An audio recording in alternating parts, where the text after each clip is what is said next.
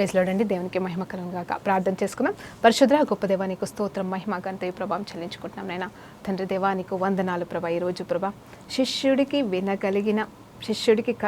కావలసిన వినబుద్ధిని, అలాగే మాట్లాడడానికి కావలసిన శక్తిని గురించి మాట్లాడుతుండగా మాతోని మాట్లాడమని, మేము ఏ రీతిగా వినువారిగా ఉండాలి, ఏ రీతిగా బోధించేవారిగా ఉండాలో కూడా మాకు నేర్పించమని యేసుక్రీస్తు నామములో ప్రార్థన తెలియకుండా సమర్పిస్తున్నాం తండ్రి, ఆమేన్. ప్రైజ్ లార్డ్ అండి. దేవునికి మహిమ కలుగును గాక.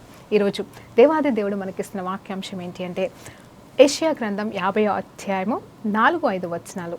అంటే దాంతోపాటుగా మరి ఇంకో కొన్ని వచనాలు కూడా మనం ధ్యానించబోతున్నాం. అయితే టైటిల్ ఏంటంటే శిష్యులకు కలుగున వినబుద్ధి, అలాగే శిష్యులకి తగిన నోరంట. మరి ఇది టైటిల్ నేను ఎలా పెట్టాలో ఇంకేం అనుకోలేదు, కానీ ఏదేమైనా కానీ శిష్యులకు కలిగిన వినుబుద్ధి. హల్లెలూయా. మరి శిష్యులకి ఎలాంటి వినుబుద్ధి కావాలి, శిష్యులు వినువారిగా ఉండాలా, మాట్లాడేవారిగా ఉండాలా అనే దాని గురించి దేవుడు ఇక్కడ మాట్లాడుతున్నాడు. అవునండి, గాడ్ ఒక వాక్యం చెప్తా ఉంటాడు యాకోబు గ్రంథంలో, మనకి తెలుసు కదండి ఆ వచనం. మరి ఏమని ఉంటుందంటే, ఇదిగో మనం ఎలా ఉండాలంటే మరి కేవలం వినువారుగా ఉండకూడదు, మిమ్మల్ని మీరు మోసపరచుకోండి. వింటే సరిపోదంట, వింటే మోసపోయినట్టేనంట. కానీ అంటే వింటే మోసపోవడం కాదు, కానీ వాటిని పాటించకపోతే మోసపోయినట్టేనంట. అంటే మనకి సంపూర్ణ సత్యం తెలియనట్టుగానంట. కానీ విని పాటిస్తే మనకి దీవెన ఉంటుంది, ఆశీర్వాదం ఉంటుందని వాక్యం చెప్తుంది. అంటే దాని అర్థం ఏంటంటే చాలామంది విని వదిలేస్తూ ఉంటారు. వినుట గురించి అయితే నేను ఒక సాక్ష్యం చెప్పాలనుకుంటున్నాను ఈ ఆరంభంలో. మిమ్మల్ని బలపరచడానికి, ధైర్యపరచడానికి మాత్రమే. చాలామంది నాలాంటి వాళ్ళు ఉంటారేమో అని అనుకుంటాను ప్రతిసారి కూడా. నేను ఏ సాక్ష్యం చెప్పినా నాలాంటి సిచ్యువేషన్స్ గుండా వెళ్తున్న వాళ్ళు ఉంటారని మాత్రమే. మరి నా జీవితంలో జరిగిన సంఘటనలు నేను సాక్ష్యంగా అప్పుడప్పుడు చెప్తా ఉంటానండి. ఏంటంటే నేను దేవుడిని కొత్తగా నమ్ముకున్న దినములలో మరి ఇంచుమించు 14 సంవత్సరాల క్రిందట ఎలా ఉండేదంటే, అందరు నన్ను తిడతా ఉంటే కొంతమంది తెలిసిన వాళ్ళు, ఏందమ్మా అన్ని మాటలు పడకుంటే ఎందుకు ఉంటున్నావు, నీకు అవసరమా, అవన్నీ ఎట్లా అని చెప్పేసి కొంతమంది అడిగే వాళ్ళు ఉన్నారు, కొంతమంది ఓదార్చే వాళ్ళు ఉండే ఆ టైంలో. అయితే నేనేమనేదాన్ని తెలుసా, వాళ్ళు వినేది ఈ చెవిలో విని ఈ చెవిలో వదిలేసేదాన్ని అనేదానండి. అంటే ఈ చెవిలో విని ఈ చెవిలో వదిలేసేదాన్ని. కాబట్టి నాకు అంత ఏమనిపించదు, వాళ్ళు ఏమనుకున్నా నాకు సంబంధం లేదు, వాళ్ళకి సత్యం తెలియదు కదా, ఏదో ఈ రోజు కాకపోతే రేపు వాళ్ళు తెలుసుకుంటారు, సో వాళ్ళ గురించి వాళ్ళంటున్నారని నేను బాధపడాల్సిన అవసరం లేదు అని చెప్పేసి నేను అలా అనేదానండి. కొన్ని రోజులు కొన్ని నెలలో, ఇంచుమించు ఒక 2-3 సంవత్సరాలు అనుకుంటాను అలాగే అనేదాన్ని. అయితే ఒకానొక దినమున నాకు సడన్గా అదే మాట తలంచుతుండగా మరి ఒక సిస్టర్తో మాట్లాడుతుండగా దేవాది దేవుడు, ఆత్మదేవుడు నాతో మాట్లాడుతున్న మాట, దేవుడిచ్చిన తలంపు ఏంటంటే, మరి ఈ చెవిలో విని ఈ చెవి నుండి వదిలేయడం కాదు, అసలు ఈ చెవిలోనికే ఎక్కించుకోకుండా ఉంటే ఆ బాధ కూడా ఉండదు కదా. అంటే మధ్యలో బ్రెయిన్ ఉంది కదా, ఎంత కాదన్నా వీళ్ళు ఇలా అన్నారు అలా అన్నారని లోపలన్న బాధ ఉంటుంది కదండి, లోపలన్న ఆలోచన వస్తుంది, వాళ్ళని చూసినప్పుడన్నా గుర్తొస్తుంది, మరి గతంలో ఇలా అన్నారని చెప్పేసి ఉంటుంది కదా. ఎందుకంటే మనుషులం కాబట్టి అంత ఈజీగా మర్చిపోము. విన్నామంటే ఖచ్చితంగా ఎక్కించుకున్నామంటే మర్చిపోవడం అంత ఈజీ కాదు. ఎంత వదిలేశాను అన్నా కానీ బాధ వేదన లోపల ఉంటుంది. కాకపోతే ఒక నిబ్బరం, ఒక ధైర్యం ఏమవుతుందిలే అన్న ఒక తలంపు ఉంటుంది. కానీ ఇక్కడ దేవాది దేవుడు వెంటనే నాకు ఇచ్చినట్టు, అసలు నువ్వు ఎక్కించుకోవడం మానేసానుకో ఆ పని కూడా అవసరం, అంటే విడిచిపెట్టాల్సిన పని కూడా వేస్టే, అంటే అలాంటి సమయం కూడా వేస్టే అని చెప్పేసి దేవాది దేవుడు మాట్లాడుతున్నాడు. నిజంగానే దేవాది దేవుడు మనకు ప్రతి చిన్న పెద్ద విషయంలో సహాయం చేస్తూ ఉంటాడు. ఆయన గొప్ప దేవుడు అండి. ఆయన మాట తప్పని దేవుడు, ఆయన మాట నెరవేర్చే దేవుడు. ఆయన మన విషయంలో ఎన్నో ఉన్నతమైన ప్రణాళికలు కలిగిన వాడు. అందుకోసమే దేవుడు ఏమంటాడంటే, ఈ విషయాలు విని వదిలేయడం లేకపోతే వినిపించుకోకపోవడం మంచిదే, కానీ ఆయన చెప్తున్న మాటలు దయచేసి జాగ్రత్తగా వినండి. మరి ఇప్పుడు నేను చెప్తున్నాయని మీరు ఈ చెవిలో విని ఈ చెవిలో వదిలేయండి, లేకపోతే వినొద్దు అని నేను చెప్పట్లేదు. కానీ నేనేమంటున్నానంటే, మీరు తప్పకుండా మరి ప్రతి వాక్యాన్ని కేవలం వినడం మాత్రమే కాదు, కానీ దాన్ని అనుసరించి పాటించిన మీకు జీవం, మీకు లాభం, మీకు నెమ్మది, మీకు సమాధానము, మీకు విజయం, మరి మీ ఆత్మలకి రక్షణ అని చెప్తున్నానని అది మనం జ్ఞాపకం చేసుకోవాలి. లోకంలో ఏమి విన్నానో అవన్నీ వ్యర్థమైనవే, ఈరోజు ఉంటాయి రేపు పోతాయి, కానీ అవి శాశ్వతమైనవి కాదు. మరి నిన్నటి న్యూస్ అది నిన్న ఫ్లాష్ న్యూస్, ఈరోజు అది న్యూస్ ఏమైపోతుంది, ఫ్లాష్ కాదు, పాస్ట్ న్యూస్ అయిపోతుంది. ఇప్పుడు ఆల్రెడీ విన్న న్యూసే కదా అంటాం. అది ఎంత మంచిదైనో, ఎంత కష్టమైనదో, ఎంత బాధ కలిగించిందేనేమో ఆ సమయంలో విన్నప్పుడు ఫ్లాష్ న్యూస్ అని. కానీ ఇప్పుడు ఏమవుతుందంటే కొన్ని రోజుల తర్వాత, కొన్ని గంటల తర్వాతనే అది ఫ్లాష్ న్యూస్ కాదు, ఇంకా పాత న్యూస్ అయిపోతుంది. కానీ దేవుని వాక్యము, దేవుని సత్యము అలాంటిది కాదండి, అది ఎప్పుడు కూడా ఫ్లాష్ న్యూసే, ఎప్పుడు కూడా మనల్ని బలపరిచేదే, ఎప్పుడు కూడా మనల్ని ఉత్తేజింపజేసేదే, ఎప్పుడు కూడా మనల్ని సరిచేసేదే, ఎప్పుడు కూడా మనము పాటించడానికి మనకి సహాయం చేసే మరి వాక్యమే ఆయన జీవవాక్యము. దేవునికి మహిమ కలుగును గాక. అయితే యోబు గ్రంథంలో కూడా మరి చక్కటి మాటలు ఉంటాయి ఈ విషయంలో. యోబు గ్రంథం 42వ అధ్యాయము మరి 5వ వచనాన్ని ఒకసారి మనం ధ్యానిస్తే అక్కడ ఒక మాట ఉంటుందండి. వినుట గురించి మనం వింటున్నాం. ఈరోజు ఏం ధ్యానిస్తాం అంటే వినుట, మరి మాట్లాడటం గురించి మనం ధ్యానించబోతున్నాం. దానికంటే ముందుగా కొన్ని మాటలు మనము చూద్దామండి. అక్కడ ఏమంటాడంటే, ఇదిగో నేను ఏమంటున్నానంటే, వినికిడి చేత నిన్ను గూర్చిన వార్త నేను వింటిని, అయితే అప్పుడు నేను కనులారా నిన్ను చూచుచున్నాను. సరే అండి, ఇప్పుడు నేను కనులారా చూచుచున్నాను. మరి యోబు గారి సాక్ష్యం ఏంటంటే, ఇదిగో నేను వినికిడి చేత నేను చూచి ఉన్నాను. ఎవరు అంటున్నారు ఇక్కడ? నేను వినికిడి గురించి, దేవా నీ గురించి విని ఉన్నాను, చాలా విన్నాను, కానీ ఈరోజు కనులారా చూస్తున్నాను. నేను కనులారా చూస్తున్నాను నిన్ను ప్రభా, నీ స్వరాన్ని నిన్ను చూస్తున్నానని చెప్పేసి చెప్తా ఉన్నాడు. అంత మాత్రమే కాదు, ఇంకొక మాట ఉంటుందని, ఇంకొక వచనం, మరి చక్కటి వచనం ఏంటి అంటే యోబు గ్రంథంలోనే ఉంటుంది. దేవునికి మహిమ కలుగును కాక. ఈ వచనము మరి ఏమని మాట్లాడుతూ ఉంటాడంటే, ఆ భక్తుడు ఏమని మాట్లాడుతూ ఉంటాడంటే, ప్రార్థన చేస్తూ ఉంటాడు. ఏమని ప్రార్థన చేస్తాడు తెలుసా?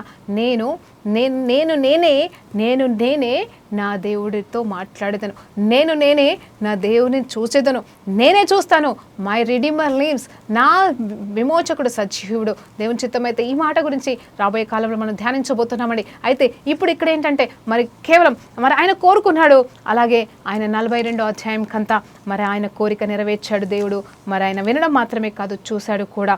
అలాగే మరి అవునండి, యోబు 13వ అధ్యాయంలో రాయబడి ఉంటుంది మాటలు. అక్కడ కూడా ఏంటంటే, మరి వినమని అంటూ ఉంటాడు. మరి కీర్తనలో కూడా మనం 80వ కీర్తన చూసినప్పుడు, అయ్యా ఒక్కసారి నా వైపు చెవి యొగ్గయ్యా, నా వైపు చెవి పెట్టయ్యా, నేను ప్రార్థన చేస్తున్నానయ్యా, నా మొర ఆలకించయ్యా, నా ప్రార్థన ఆలకించయ్యా అని చెప్పేసి అక్కడ దావీదు కీర్తనలో మరి ప్రార్థన చేస్తూ ఉంటారు. అవును, మనం కూడా ప్రభా నా ప్రార్థన ఆలకించవయ్యా, నా ప్రార్థన ఆలకించినందుకు వందనాలయ్యా, నా ప్రార్థన విన్నందుకు మరి విన్నావని నమ్ముతున్నామయ్యా. అవును కదండి, మీరు ఆయన ఉన్నాడని, ఆయన వినువాడని, ఆయన కలుగజేసిన వాడని, ఏదండి ఆయన చెవు ఇచ్చాడు కాబట్టి వింటాడు, ఆయన నోరిచ్చాడు కాబట్టి మాట్లాడతాడని మనకి వాక్యాలు చెప్తున్నాయి కదండి. అవును, ఆయన రూపించినాడు మనల్ని, మరి ఆయన వింటాడు, ఆయన మాట్లాడతాడు, ఆయన మన ప్రతి ప్రార్థన వింటాడు. అలాగే ఆయన ప్రియులంట. అవునండి, ఆయన ప్రియులంట. అంటే ఆయన ప్రియులమైన మనము ఇప్పుడు నేను ఇక్కడ మాట్లాడుతున్నాను, మీరు అక్కడ వింటున్నారండి. అవును, మరి ఎంత గ్యాప్ వచ్చినాను, ఎంత సమయం వచ్చినాను, ఎంత దూరం ఉన్నాను, మరి ఆయన మన మాటల్ని వింటా ఉన్నాడు. మనం మాట్లాడుకుంటుంటేగా ఆయన చెవియొగ్గి వినే దేవుడని మనకి తెలుసు కదండి. హల్లెలూయా, దేవునికి మహిమ కలుగును గాక. అయితే ఆ వినే దేవుడు గురించిన సత్యాలు మనకి ఎన్నో తెలుసండి. అయితే ఇక్కడ ఏషియా గ్రంథంలో మరి ఆ ప్రవక్త మాట్లాడుతున్న మాట ఏంటంటే, ఏషియా ప్రవక్త ఏమని అంటున్నాడంటే, ఇవి ధ్యానిద్దామండి కాసేపు. ఏమంటున్నాడంటే, అలసిన వానిని మాటల చేత ఊరడించు జ్ఞానము నాకు కలుగునట్లు. చూడండి, అలసిన వానిని మాటల చేత ఊరడించు జ్ఞానము నాకు కలుగునట్లు. ఇక్కడ సేవకుడు మాట్లాడుతున్నాడు, దాసుడు మాట్లాడుతున్నాడు, నువ్వు నేను మాట్లాడాలి. ఇలాంటి మాటలు మనకి కావాలి. అవునండి, శిష్యుల మాటలు, శిష్యులకి కావలసిన మాట శక్తి, అలాగే మరి వినుబుద్ధి గురించి మనం మాట్లాడబోతున్నాం. కాబట్టి ఈ 4వ వచనంలో ఏమని ఉంటుందంటే, అలసిన వానిని మాటల చేత ఊరడించు జ్ఞానము నాకు కలుగునట్లు శిష్యునికి తగిన నోరు యెహోవా నాకు దయచేసి ఉన్నాడు. ఇక్కడంట ఈ శిష్యుడికంట మరి ఏమి ఇచ్చాడు దేవాది దేవుడు అంటే, నోరిచ్చాడు. ఆ నోరు దేనికోసం అంటే, దీవించుటకు, బ్లెస్ చేయుటకు, ఆదరించుటకు, అలసి ఉన్న వారికి, అవునండి అలసి ఉన్న వారికి ఊరటను కలగ చేయడానికి కావలసిన నోటిని, అవునండి నోటిని ఇక్కడ దేవాది దేవుడు తనకిచ్చి ఉన్నాడని సాక్ష్యం చెప్తున్నాడు. దేవునికి మహిమ కలుగును గాక. ఈరోజు నిన్ను అడుగుతున్నానమ్మా, నీకు ఏ నోరు ఇచ్చాడు దేవుడు? నీ నోరు ఏ రీతిగా ఉంది? నువ్వు దాన్ని ఏ రీతిగా మార్చుకున్నావు, ఏ రీతిగా వాడుకుంటున్నావు అని ఈరోజు నేను అడుగుతున్నాను. అవును, అలసిన వారిని మరి ఓదారుస్తున్నావా, లేకపోతే వారిని ఇంకా కించపరుస్తున్నావా? అలసిన వారంటే ఎవరండి? మక్కమక్కలాడుతున్న దీపాన్ని ఆర్పివేసే దేవుడు కాదని వాక్యం జ్ఞాపకం చేస్తున్నాడు దేవుడు. ఆయన మరి నలిగిన విల్లుని విరవడంట. అంటే అదేంటి తెలుసా అండి, ఆయన ఆల్రెడీ కష్టాల్లో, ఇబ్బందులు, ఇరుకులో ఉన్న వాళ్ళని మళ్ళీ ఇంకా కష్టాలలోకి పంపించే దేవుడైతే కాదండి. పరిస్థితులను బట్టి ఆలస్యం అవుతుందేమో, సిచ్యువేషన్స్ బట్టి, కొన్ని కార్యాలను బట్టి, లేకపోతే మనంతరంగంలో జరగవలసిన కార్యాలను బట్టి కొంచెం గ్యాప్యం టైం పడుతుందేమో, ఆలస్యం అవుతుందేమో నాకు తెలియదు. కానీ ఆయన ఇంకను విరిగిపోయిన విరిగిపోయిన వీలు లాంటి మన జీవితాలు ఇంకా విరిచేయడానికి ఆయన రాలేదు. మకమకలాడుతున్నట్టే ఇంకా ఆరిపోతున్న దీపాన్ని కంప్లీట్గా ఇక ఆరిపోతుందో ఉంటుందో అన్న దీపాన్ని కంప్లీట్గా ఆరిపోయడానికి రాలేదు. కానీ ఆయన వెలిగించడానికి వచ్చాడు, అతికించడానికి వచ్చాడు, విరిగి నలిగిన దాన్ని తిరిగి కట్టడానికి వచ్చాడు. పగిలిపోయిన ఎలాంటి పాత్ర అయినా తిరిగి అతికించడానికి ఆయన వచ్చి ఉన్నాడని చెప్పేసి వాక్యం చెప్తుంది. అలాగే మరి ఆయన రావడం మాత్రమే కాదు, ఆయన మనలోనికి వచ్చి మనల్ని నమ్మి మనకు ఆ పరిచర్య భాగ్యాన్ని కూడా ఇచ్చున్నాడు. పరిచర్య అంటే కేవలం సేవకులకు మాత్రమే కాదు, క్రైస్తవుడమైన నీకు, విశ్వాసమైన నీకు, ఇది ఒక మనిషివి అయితే, నువ్వు ఒక మనిషివి అయితే కూడా ఇతరుల్ని ఓదార్చడం, అలసిపోయిన వారిని ధైర్యపరచడం, ఎంకరేజ్ చేయడం, వాళ్ళకి మరి జీవాన్ని ఇవ్వడం అనేది నువ్వు చేస్తున్నావా? నీ నోటికి ఎలాంటి, అవును నువ్వైతే ఫస్ట్ ఎవరికో ఒకరికి శిష్యుడివే కదా, నువ్వు ఒకవేళ ఇంకొకరికి పైన అధికారమైనను ఒకరి కింద అయితే ఉన్నవాడివే అన్న విషయం మర్చిపోవద్దు. కాబట్టి మరి ఎలాంటి నోరు ఇక్కడ దేవాది దేవుడు తన శిష్యులకు ఇస్తున్నాడు అంటే, నాకు ఇస్తున్నాడని ఇక్కడ ఐసయ్య చెప్తున్నాడంటే, ఇదిగో చక్కటి నోరంట. హల్లెలూయా. ప్రవక్తగా మరి నాలుక కాల్చబడిన ప్రవక్త అండి. అపవిత్రమైన పెదవులు కలిగి అపవిత్రమైన వారి మధ్యలో బ్రతుకుతూ జీవిస్తున్న ఈ వ్యక్తి ప్రవచనాత్మకమైన పరిచర్య చేస్తున్నప్పుడు మరి దేవాది దేవుడు దర్శనం ఇవ్వంగానే ఆ అపవిత్రమైన పెదవులను కాల్చి మరి పవిత్రపరిచిన తర్వాత మరి ఇతనికి వచ్చిన మరి నోరేంటి అంటే, శిష్యుడికి కలిగిన నోరు, అలసిన వారిని ఊరడించే, బలపరిచే, ధైర్యపరిచే నోరు అంటే ఆయన మాటలు మరి ఈయనలోకి వచ్చి ఉన్నాయి. అలాంటిది దేవుడు తనకి దయచేసి ఉన్నాడంట. ఈరోజు నీకు నాకు ఒకవేళ ఇలాంటి నోరు లేకపోతే దేవుడు ఇప్పుడే ఈ క్షణమే ఇచ్చును గాక, మన నోటిని దేవుడు శుద్ధీకరించును గాక. మన అంతరంగంలోకి వెళ్ళి వస్తున్న ప్రతి మాట, అవునండి, హృదయం నిండిన కొలది నోరు మాట్లాడుతుందంట.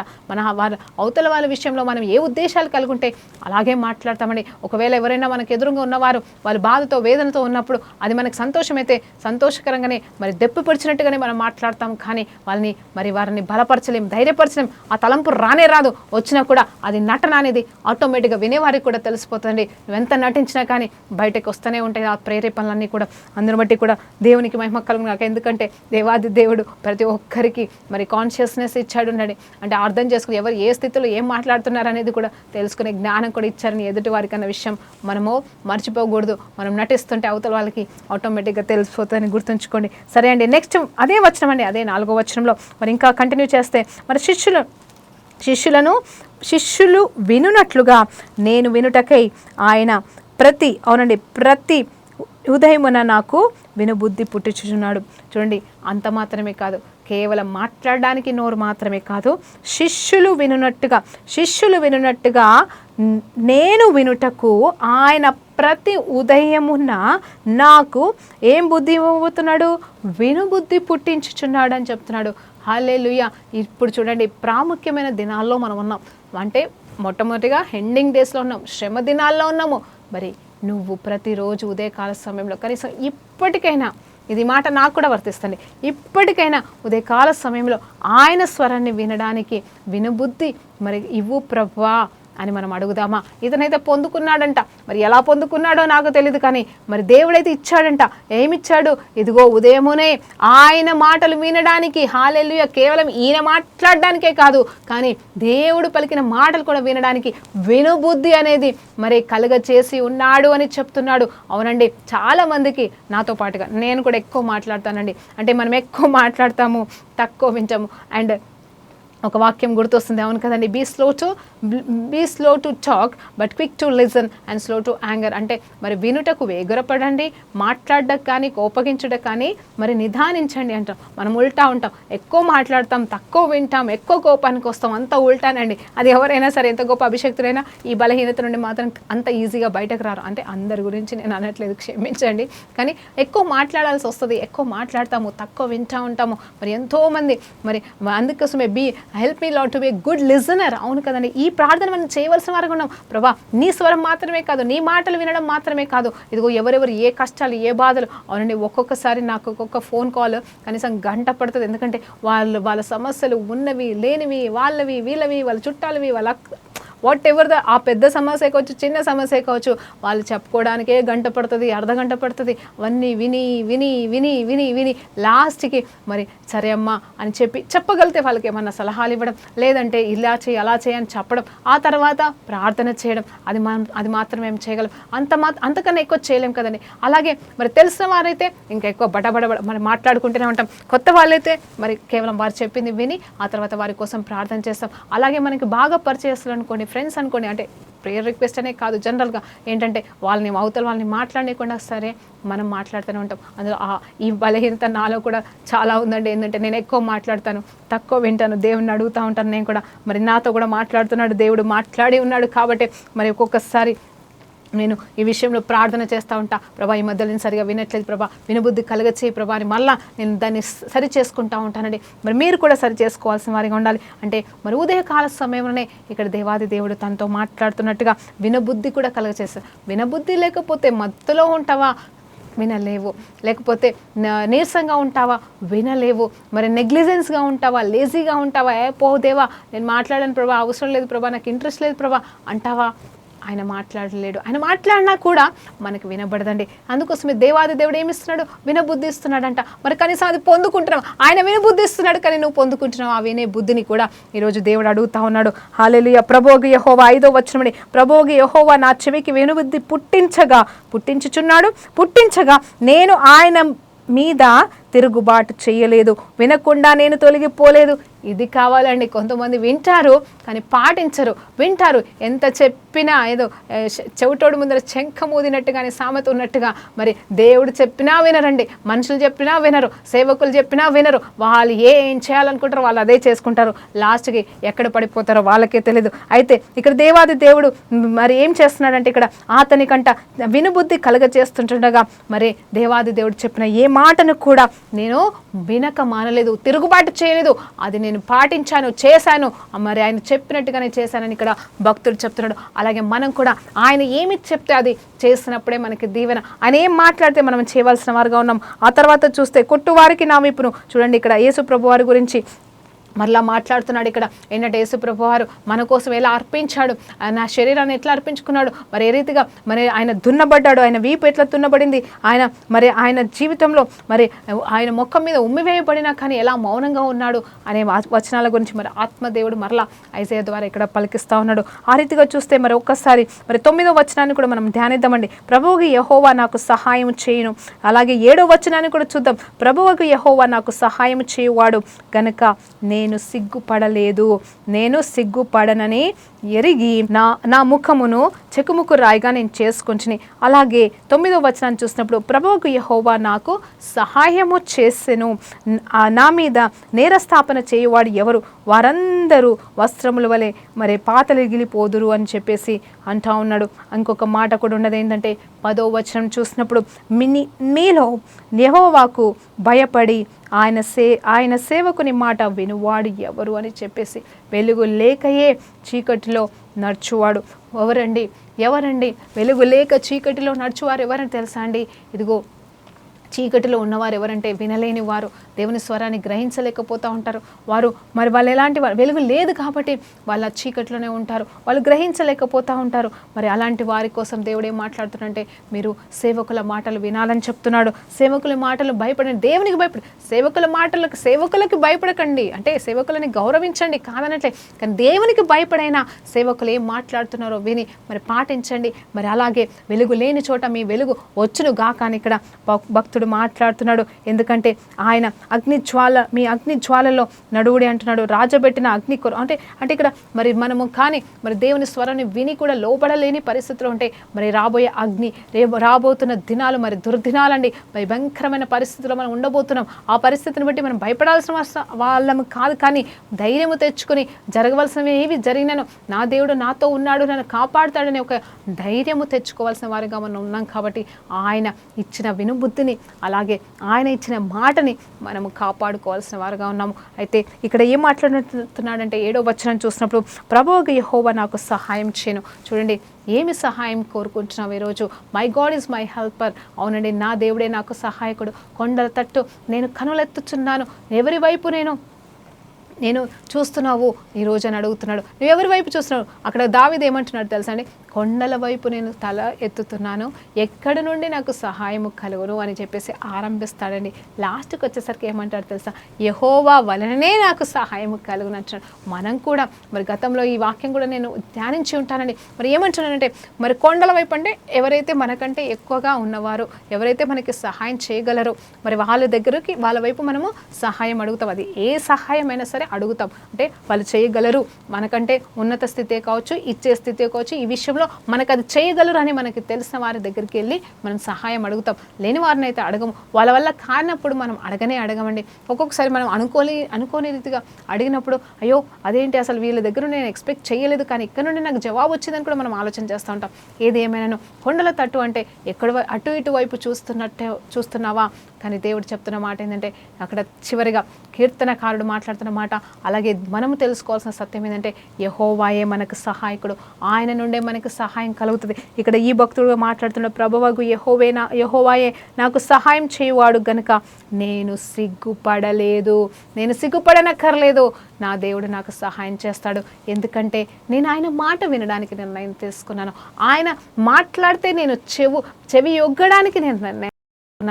అవును, కేవలం I will not be only the listener of the word, but I will be the doer of the word. నేను కేవలం దేవుని మాటను వినుట మట్టుకే కాదు, కానీ పాటించుటకు చేయుటకు మరి నేను తీర్మానం తీసుకొని ఉన్నాను. కాబట్టి నేను భయపడను. నా దేవుని వాక్యము పొల్లుపోదు. నా దేవుడిచ్చిన వాగ్దానము ఆయన మరి ఆపువేయుడు అని చెప్పేసి దేవుడు జ్ఞాపకం చేస్తున్నాడు. అంత మాత్రమే కాదు, ఒకసారి 51వ అధ్యాయం మరి 5వ వచనాన్ని కూడా మనం ధ్యానిస్తే, నేను ఏర్పరచు నా నీతి సమీపంగా ఉన్నది, నేను కలుగజేయు రక్షణ బయలుదేరుచున్నది అంటున్నాడు ఇక్కడ దేవాది దేవుడు. ఎప్పుడండి ఆయన నీతి మంత్రులను ఎప్పుడు కూడా సిగ్గుపాలు చేయడు. ఆయన ఎందు నిరీక్షణ కలిగిన వారిని ఆయన విడిచిపెట్టడు. కానీ మరి ఇక్కడ మాట్లాడుతున్న మాట ఏంటంటే, ఆయన కలుగజేయు రక్షణ అంటే కేవలం మనం పొందుకున్న రక్షణ అనుభవం మాత్రమే కాదు, మరి నరకం నుండి తప్పించబడే అనుభవం మాత్రమే కాదు, కానీ ప్రతి విషయంలో సహాయం చేసి రక్షించడం. అవునండి, ఆపత్కాలంలో నేను ఆయనకి మొరపెట్టినప్పుడు ఆయన నమ్మదగిన దేవుడు, ఆయన నాకు సహాయం చేసి ఉన్నాడు.